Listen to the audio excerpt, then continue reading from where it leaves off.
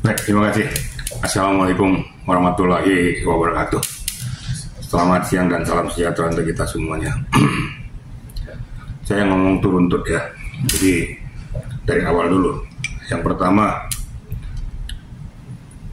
keputusan ataupun press release daripada Polda Metro tentang status sementara yang bersangkutan itu adalah statusnya bunuh diri, kan gitu.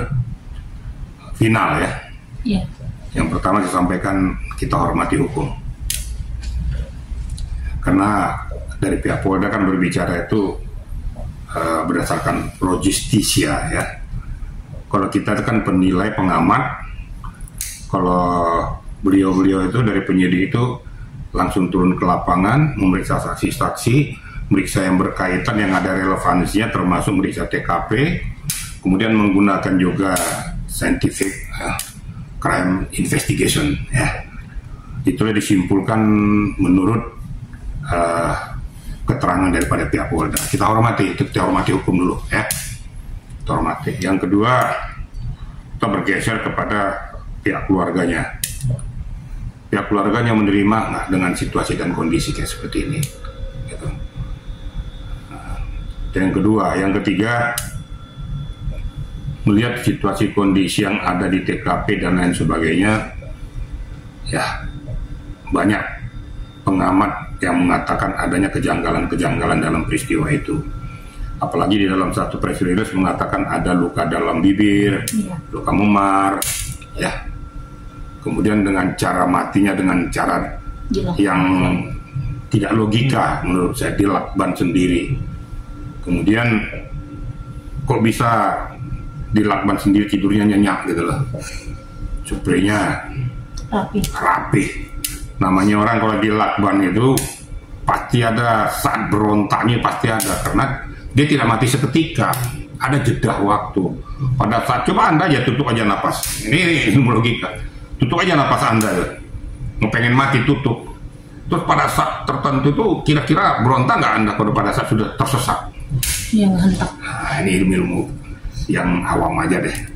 Tapi sekali lagi itu sudah merupakan keputusan daripada pihak Polda, pihak penyidiknya sudah press release, hormati. Hormati, itu keputusan hukum ya. Kita nggak usah berandai-andai dan sebagainya. Proses itu normatif aja ya. Bukan gara-gara saya adalah purnawirawan Polri terus saya membela Polri, enggak. Normati keputusan press release yang sudah dilakukan oleh pihak Polda. Walaupun dengan alam pikir saya sendiri ada hal yang kurang cocok menurut hemat saya. Saya harus jujur ngomong kayak gitu ya. Karena situasi kondisi lapangan itu tidak sesuai dengan apa yang selama ini saya ketahui. Kalau saya mau ngomong secara jujur tuh, antara CCTV sebelum dia mati dengan CCTV pada saat bongkar. CCTV pada saat di lorong itu kan lurus. Pada saat si penjaga itu membongkar kok bisa berubah posisi CCTV-nya? Nggak mungkin otomatis berubah. Pasti ada yang berubah.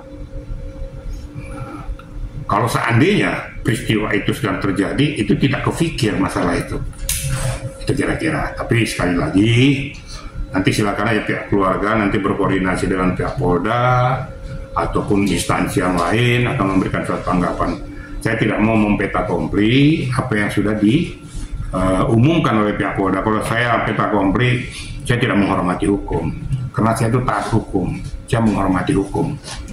Ya, makanya nanti silakan aja kelanjutannya dari pihak keluarga yang mungkin merasa keberatan, karena saya lihat juga ada pihak keluarga yang keberatan dengan peristiwa ini. Kemudian ada saksi-saksi yang lain juga yang terlibat di dalam itu juga sudah diumumkan juga. Tapi sejauh mana kesaksiannya kan kita juga nggak ngerti. Sekali saya katakan, kita baik media, saya ataupun pengamat yang lain kan tidak terjun langsung ke situasional itu. Yang saya katakan, kita akan mengamati secara garis besar saja. Tapi mereka penyidik yang langsung terjun ke lapangan, ke TKP, memeriksa saksi, terus digabungkan dengan scientific crime investigation itulah dikumpulkan. Itu menurut saya gitu kira-kira media ya. Tapi menurut berita, menurut informasi melalui sosmed dan berita mainstream atau artikel yang sudah dikutip, masih banyak kejanggalan-kejanggalan yang mana salah satunya ada diduga perempuan yang terakhir bertemu oleh si Arya. Terus dari tadi runtutan yang pas pemeriksaan bahwa ada luka lebam gitu, terus diputuskan bahwa yang bersangkutan meninggal karena bunuh diri. Itu gimana ya Pak? Rapi sekali. Apa memang ada kasus besar yang saat ini pelaku si korban? Saya tidak mau berandai-andai ya. Saya nggak mau nabrak mau kasus apa ya, saya nggak tahu ada apa di belakang ini. Tapi saya hanya berbicara tentang fakta hukum dan fakta realita ya. Caranya kayak gitu, jangan normatif. Saya nggak mau berandai terus menarik ke suatu permasalahan karena dia diplomat, mungkin ada menutupi sesuatu atau mungkin case ketemu dengan perempuan. Kita juga nggak ngerti kan perempuan yang ketemu di sana itu apa yang dibicarakan juga kita kan nggak paham. Yang paham itu kan penyidik, apa yang mereka diskusikan kan gitu. Saya bukan membela penyidik di sini, bukan. Saya bicara secara fakta hukum. Nah, kalau ditanya saya tadi kan saya sudah sampaikan bahwa ilmu logika hukum saya itu mereferensi saya menyatakan ada hal yang sedikit kurang pas menurut saya, ada kejanggalan-kejanggalan. Bagaimana seseorang itu mati kok dalam keadaan rapi? Apakah mungkin seseorang itu mati bunuh diri dengan melakban mukanya sendiri? Pasti ada jeda waktu untuk berontak kan gitu. Nah, kemudian pada saat berontak pasti acak-acakan nomor situ. Kemudian HP juga tidak ada. Ya hilang HP Pak. Kan gitu. Tapi ya itu keputusan hukum. Ya. Jadi nggak boleh saya juga mengatakan itu nggak benar nggak. Yang melakukan di lapangan itu siapa, bapak atau saya? Saya kan nggak bisa jawab. Nah, makanya saya menghormati hukum itu, gitu loh. Bagaimanapun mereka sudah melakukan langkah-langkah untuk mencari muasal peristiwa itu sampai sejauh mana gitu loh. Ya itulah hasilnya. Nah, jadi saya menurut hemat saya sudah. Kalau seandainya pihak keluarganya nanti mau menuntut keadilan dan lain sebagainya, ya silakan saja. Ya, saya kan nggak bisa. Kenapa? Saya kan nggak bisa ngomong kayak itu. Kenapa? Saya nggak punya legal standing. Ini kembali legal standing lagi. Yang punya legal standing kan keluarganya atau yang keberatan yang ada relevansinya dengan peristiwa itu. Ya kalau pengamat-pengamat yang lain silakan saja lah. Kalau saya kan selalu normatif, fakta, realita dengan tidak berandai-andai dan menyudutkan daripada orang tertentu. Karena mereka itu adalah pelaku lapangan. Mereka udah capek pelaku lapangan, hasilnya seperti itu, hormatilah. Itu kan sudah pro justisia. Jadi kira-kira ya. Kejanggalan juga didapat yang terkait HP hilang. Menurut abang gimana? Itu bisa dibilang kan sebagai menghilangkan kunci barang lah dari semua. Ya kan menurut hemat kita kan seperti itu. Kita juga nggak tahu HP-nya hilang di kemana, juga nggak ngerti juga apa isi daripada HP itu kan gitu. Nah, sekarang pertanyaannya apakah namanya Anda aja lah, apakah HP itu pernah nggak lepas dari genggamanmu? Pasti selalu melekat. Ya sudah jawab aja itu kan gitu. Saya kan nggak mau jawab terlalu jauh.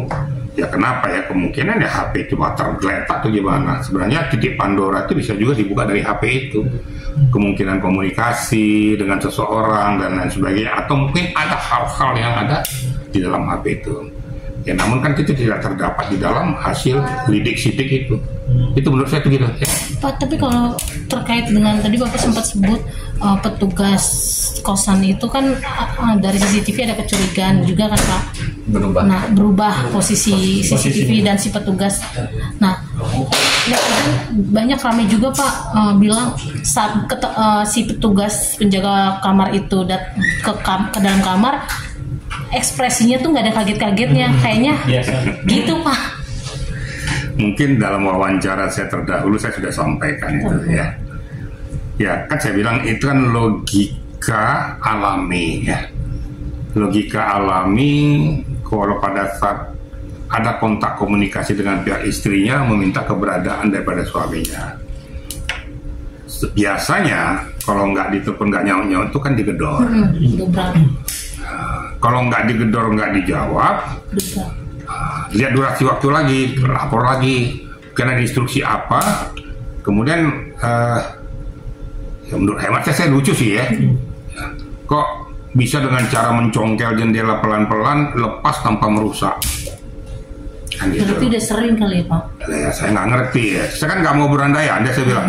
Saya nggak mau menabrak apa yang sudah dilakukan oleh aparat. Kan alam pikir saya. Nah, kemudian yang kedua, kok sempet-sempetnya membuka pintu itu kok sampai ada satu memvisualisasikan, memvideokan gitu loh. Iya. Selanjutnya, kok bisa-bisanya bahwa masuk, kalau orang kaget itu kan pasti ekspresinya berubah. Ini saya lihat santai aja, tenang aja kan gitu. Nah itu kan analisa saya. Kan saya udah bilang itu kan analisa saya, pemahaman saya kan gitu.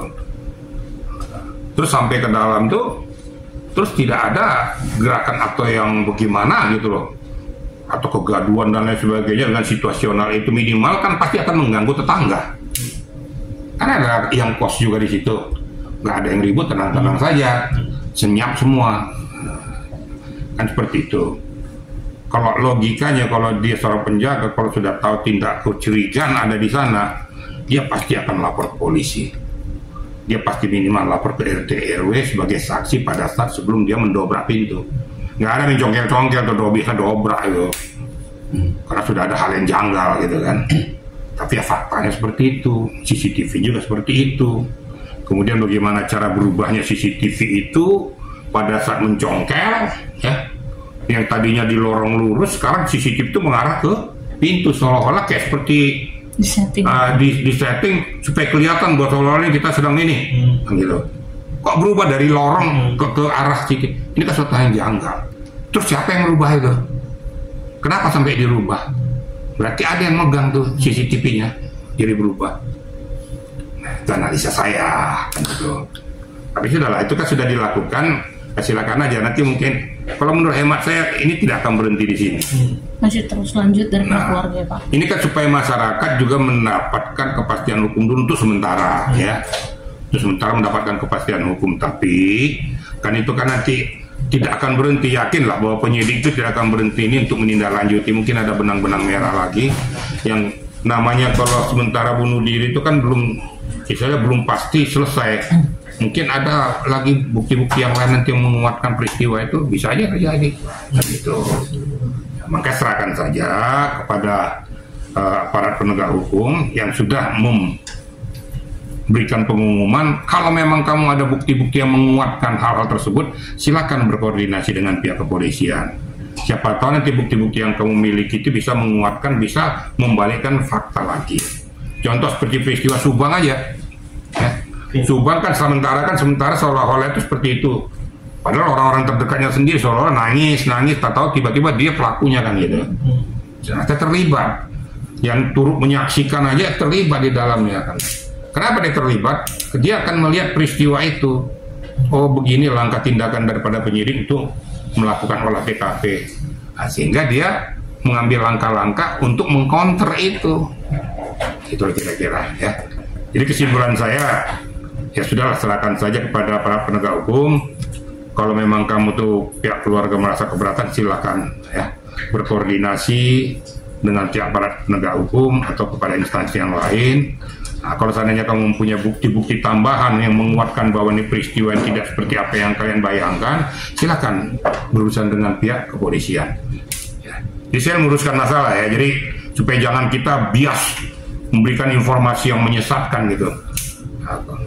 Dulu juga udah ketiga kali saya wawancara selalu pada opsi saya tidak berubah, itu opsi saya. Tapi kan namanya pekerjaan daripada penyidik sudah menemukan peristiwa itu di lapangan. Saya katakan saya tidak bisa ngomong pada saat mereka berbicara tentang scientific crime investigation. Kan di sini titik awalnya nih untuk menguatkan olah TKP dengan apa yang dia dapatkan di lapangan. Ternyata di situ kan sudah ditunjukkan ini berdasarkan hasil dari dokter forensik. Nah, kemudian ada lagi bukti-bukti yang lain, mungkin dari digital dan lain sebagainya, saksi-saksi yang menguatkan yang kita tidak ketahui tapi diketahui oleh penyidik. Makanya kita juga jangan berandai-andai. Saya nggak mau membeli penyidik karena mungkin dia sudah mendapatkan segudang informasi, mungkin sudah mendapatkan data-data fakta lapangan yang menguatkan peristiwa itu, sehingga penyidik bisa menyimpulkan bahwa itu bunuh diri. Itu hukum loh ya, kita hormati. Mudah-mudahan ada fakta-fakta yang lain.